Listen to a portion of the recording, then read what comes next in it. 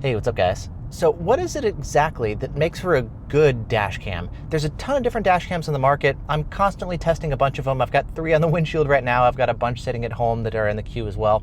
And I like to do these kind of comparisons and tests and reviews and whatnot, and ultimately guides, like which ones are the best. But what is it really that goes into making the best dash cam? What features are important? What kind of stuff should you look for, etc.? In this video, let's go ahead and take a closer look at that now, as far as all the things that can make up a good dash cam. So to start things off, first off, why do we need a dash cam in the first place? Like, really, what are they for? Well, one of the biggest use cases, of course, is in case of like an accident, right? You want to record everything that's going on, anything that's important. For example, to prove that maybe the other person was at fault. If you get into a battle of like he said, she said, you've got the video evidence to show that like, boom, the other person ran a red light or whatever the case may be, If there's a hit and run, for example, you want that video footage to capture the license plate of the other car so that your insurance can actually go after the other person. You don't have to pay your deductible. You've also got that video footage to share with police on the side of the road, right? In case of an accident, you've got the video footage in case you need to go to court. So like having that evidence is very helpful. Evidence, essentially, right? And then there's also going to be less serious stuff. Like, let's say you're out for a drive and something cool or fun or interesting happens and you just want to save that video clip and share it with others. Or if you're running countermeasures, you've got the videos to share of your different saves with your radar detectors or laser jammers. And so the dash cams can be very useful when you're out on the road. Now, when it comes to like having a good dash cam though, again, what is it that makes for a good dash cam? Well, one of the biggest criteria that I look for is going to be video quality. But even video quality can be a bit nebulous. Like, what exactly makes up good video quality? Well, there's a bunch of things that go into that. Resolution is going to be one of the biggest ones. When you're looking online, you'll see dash cams that are advertising, full HD, 1080p, or records at 2K or 4K. In general, the higher the resolution, the better, but not necessarily. For example, if you're going to be going for a really high resolution sensor, a 4K one, those are usually better at giving you like, capturing details like faces and license plates, just because they've got more pixels there actually doing the detail capture. However, that can a lot of times come at the expense of low light performance. The more pixels you try to cram into a sensor, all things being equal, the tinier those pixels are going to be and the less light gathering capability they have. If you've got fewer pixels, they can be bigger, they can do a much better job of capturing light at night. Now that said, there are things that you can do to kind of like work around that. If you've got more pixels, maybe you can do like a bigger sensor, right? So you can still have bigger pixels, but then you wind up having other trade-offs as far as like, well, the lens has to get larger, the camera gets bigger. It winds up being more expensive with having bigger parts like that, bigger sensors. And so there's always going to be kind of trade-offs. And so usually we see some trade-offs with like higher resolution tends to have worse low light capability. So this kind of stuff can definitely be a balance. The lens itself is also going to be very important. If you've got really good quality lens elements in front of the sensor, it's going to do a good job of letting the sensor actually resolve the fine detail. If you've got kind of a cheapy sensor in front of the, or a cheapy lens in front of the sensor is really going to struggle to capture detail because it's just not going to be there in the first place. You've also got the image processing, like how is the manufacturer actually taking that information from the sensor and capturing it and writing it to the memory card. Now, a lot of manufacturers will actually go about this very differently, which is why we see kind of like different looks to the images. And if you take a look at maybe a couple different dash cams from, VFO and Blackview and Thinkware, for example, that all use the exact same image sensor, they have very different looks to the image and different capabilities when it comes to resolving detail because of how the manufacturers actually do their image processing. HDR is a common example that we look at. Do they combine multiple frames like a dark and a light frame into one individual frame for the video, and that can help with capturing more detail in the dark shadows or in the bright highlights. The classic situation we see with that is going to be like capturing license plates if your headlights are shining directly on them or something. Having the higher dynamic range is going to allow you to capture more information like that. So HDR is definitely going to be important as well. Coming back to the lens, there's lens focus issues. Sometimes we see issues with like maybe the center of the image is nice and sharp, but like the right or left side is going to be kind of blurry. Even sometimes like in the heat, that can cause some distortion in the lens. And so like we'll see the dash cam actually starts to get softer over time. And so there's a lot that goes into just like quality. Fake 4K is a big thing we see all the time of like a lot of manufacturers trying to say we have really good quality, and they'll say, we have 4K video, but they're actually using like a 2K sensor or something. That stuff is super common. And so when you're going into research this kind of stuff, it's not necessarily all that black and white, which is a big reason why I like to actually get the dash cams on hand and test them and see what the quality is like day or night, stationary and moving. What kind of shutter speeds are they using? What kind of image processing are they using? How good is their implementation of HDR? Like, there's a lot that goes into that. And that's just video quality. But that said, there's something else that's just as important, if not more important, than video quality, which is reliability. Like, who cares how good the video quality is if the dash cam is not reliable, if it doesn't record when you need it, you know? Like, I mean, if you get into a crash, it's better to have a dash cam with like worse video quality. Maybe records like what looks like it was recorded on a potato, you know? But at least you've got the video footage. Like, bad video is better arguably than having no video in the first place, you know? And so when it comes to like reliability, that can be something that's a little difficult to like test and compare directly. But ideally you want a dash cam that's reliable, that's always going to turn on and record when you need it, that can also stay on in like high heat situations. Inside a car, it can be very demanding for cameras. A lot of my other cameras, my mirrorless, DSLRs, GoPros, cell phones, they actually overheat faster and shut off sooner than my dash cams do. So dash cams are designed for like really demanding situations, being, you know, sat under the hot sun for hours and hours on end in a parked car and still continue to record. So we need a dash cam that's very reliable. For that reason, a lot of people will actually do the testing of like putting dash cams in an oven at certain temperatures to just see how long can they record at certain temperatures, you know? And when it comes to reliability, I found there's no dash cam that's going to be like universally perfect with every copy in every situation. In fact, I've done some like reliability surveys to see, you know, polling people to be like, hey, have you had a certain brand of dash cam? Have you had any failures? I've had failures with just about every brand of dash cam that I've tested. Like, it happens, you know, it happens. Just like we've had phones that fail, cars can have recalls, like tech stuff, right? They're going to have some issues. And so we kind of look at like how reliable it is, what's the rate of failure. And, you know, that's kind of one of the things that we can look at. You always see the stuff. I see it in comments where people are like, I bought such and such brand of dash cam and it died on me, or I bought 2 or 3 and they've all died on me. Like, stuff can happen. I'm not going to ever buy that brand again. I've seen that again with like every brand, which can make it hard to like, for me to recommend one, saying like every person who buys one is going to have a perfect experience, because I know that's just not the case. And so, I mean, that's just reality, you know? So ideally we want something that's as reliable as possible. Now, if and when things go wrong, what about like error notifications? How do you know that something went wrong? You know, like if the dash cam isn't able to, you know, write to the memory card for whatever reason. Maybe you popped the memory card out because something important or interesting happened to the road. You wanted to save that video clip, put it in your computer, but you forgot to bring that card back into the car. I've done that many times. I actually keep spare memory cards in the glove box now for that reason. But in case there's no card, will the dash cam tell you? Will it like beep? Will it actually speak with voice notifications? Or if over time maybe the card gets corrupted or the card starts to fail, that definitely happens as well. Can the dash cam notify you that it's not able to properly continue writing to the memory card? So like error notifications for that kind of stuff is very important. What happens if you have multiple channels in your car, you know, like front, rear, interior, you know, several cameras? What if a cable gets unplugged or pinched or damaged, or for whatever reason, the main camera can't communicate with one of the additional cameras? Can it notify you that like a camera's been disconnected, or normally you have 3 channels recording, but now it's only 2? Error notifications like that are also very important. And again, that's not necessarily the kind of stuff that you see on like a sales page when they're just advertising, you know, 4K video or whatever, but that kind of stuff is very important as well. Next, what about the design of the dash cam? You know, like, does it feel cheapy? Does it feel like it's got good quality? You know, like, what are the initial impressions? What's the button feel like when you're using it? When you're aiming the lens, is it easy to aim the lens and get it pointed straight away? It's common just once you get it installed, you kind of have like a set it and forget it type approach. It's easy to accidentally bump the dash cam when you're just moving around the car or something, and your dash cam might wind up being pointed at some weird angle. It's not even properly recording ahead of you anymore. I actually see that a lot when I'm driving around and I'm playing Spot the Dash Cam in other people's cars. It's actually quite common to see people with dash cams that are pointed way off in funky angles and aren't able to record properly. So like, will it stay in position over time? Or what about things like parking recording? You know, for the most part, we've been talking about recording while you're driving, but having a dash cam recording while you're parked and keeping your car protected is also very important. Well, my favorite parking recording mode is going to be buffered parking recording, specifically for motion and impact detection. Basically, a lot of dash cams offer parking recording, and they're usually asleep and not recording. And then if something happens, like somebody hits your car, the G sensor will notice that. It'll actually wake up the dash cam and begin recording. It can be a little bit of time. It might take 1 second, 2 seconds, 5 seconds. I've seen some that take like 15 seconds to wake up and begin recording, which is kind of ridiculous. But ideally, what you'd want is a dash cam that's always recording while parked. And then in case it detects an impact or something, it's like, okay, I've been recording. Let me save 5-10 seconds before the impact as well. That's the buffering part. So I can save before the impact, during, and after. That's my favorite approach here.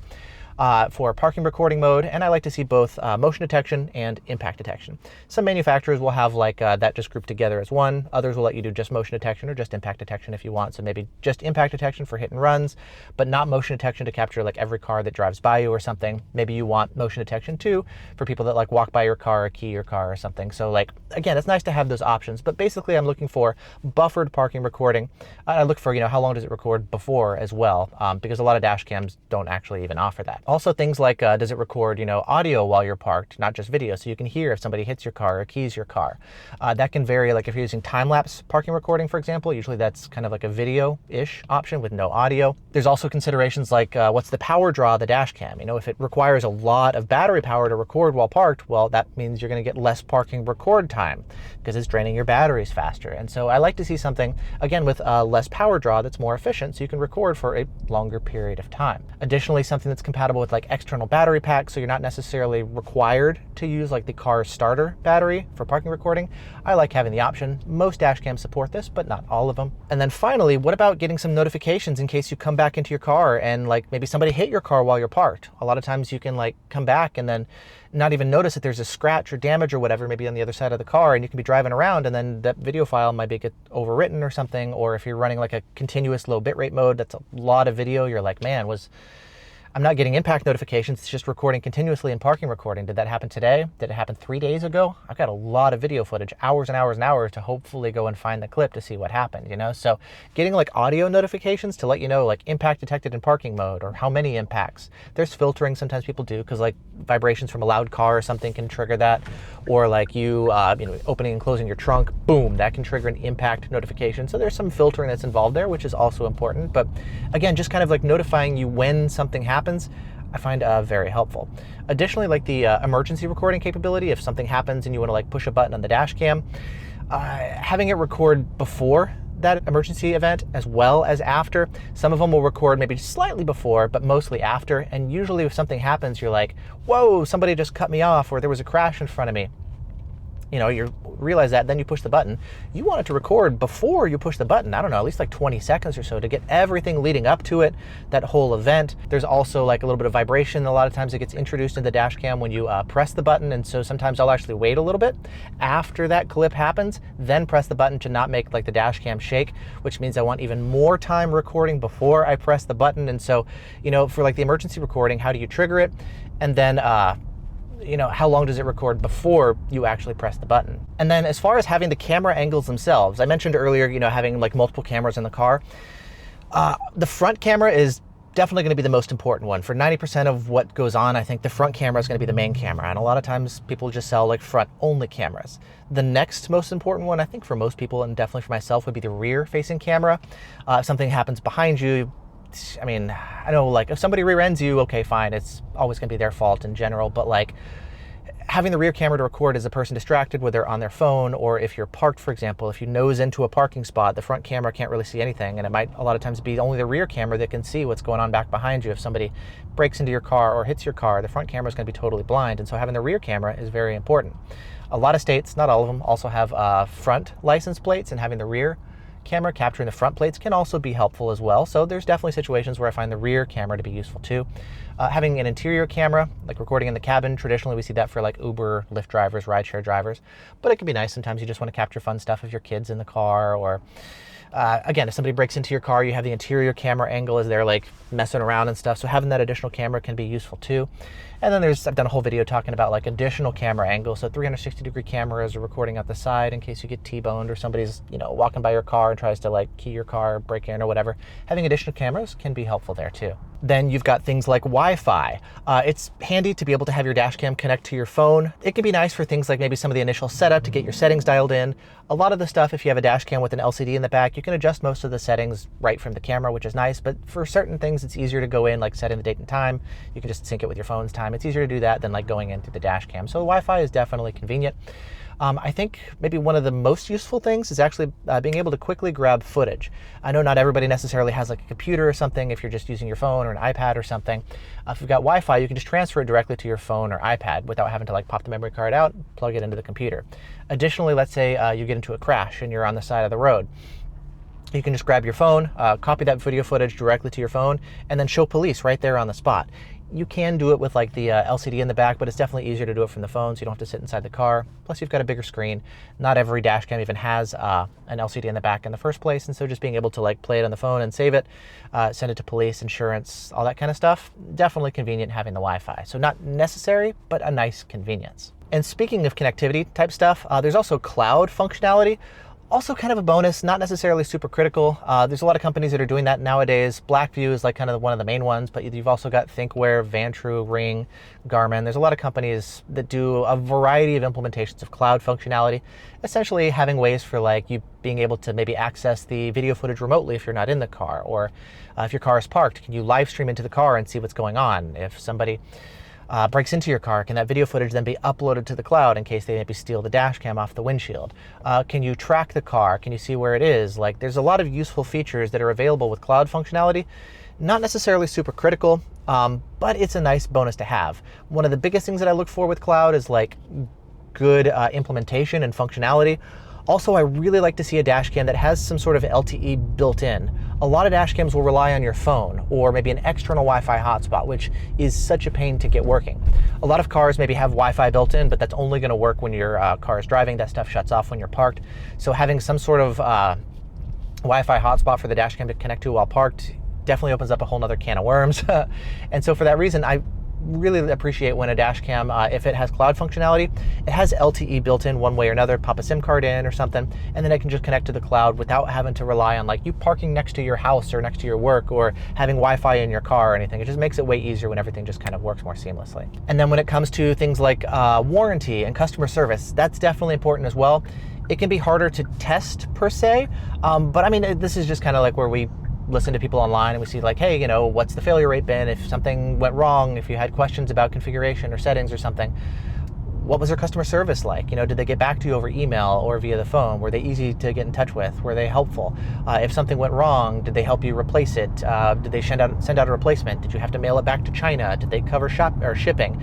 You know, how quick was it to get a replacement? Like, how much of a hassle was it? Would they send you a unit first, or did you have to like ship one? Did you have to put a credit card on file? Like that whole thing, there's a lot of detail that goes into like warranty replacements, you know, or like customer service. Were they actually helpful? Again, that can be hard to test. Maybe you could like pretend to be a customer with an issue or something, you know, but that's definitely an important aspect as well.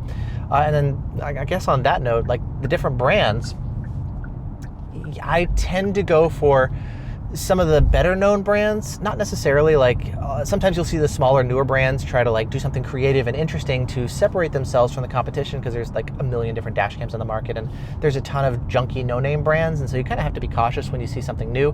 For that reason, I prefer looking for some of the more established companies that have a reputation, they have a history, it's not their first dash cam, they've made a lot of mistakes, they've improved things over time just with trial and error and listening to customer feedback. So I tend to prefer the more established brands, but I also like to look at some of the newer ones to see if they're doing something kind of novel and creative and interesting as well. That said, some of the established brands doesn't necessarily mean that they're gonna make good dash cams. Like I see some well-known brands that aren't necessarily dash cam companies, but they're just like putting their name onto a dash cam that maybe somebody else has produced. It's not necessarily even a good dash cam, but they're just kind of going for like the brand recognition, and people will buy it because they know the brand itself. And so having a well-known brand name doesn't actually necessarily imply that you've got a good dash cam as well. This is actually quite common. And so again, we're looking at the brands as part of the equation, but it's not like only good brands are good and unknown brands are bad or something. That's not how it works, but looking at the brand is a consideration as well. And so as you can see, there's a lot that goes into this. I mean, I've got my own like a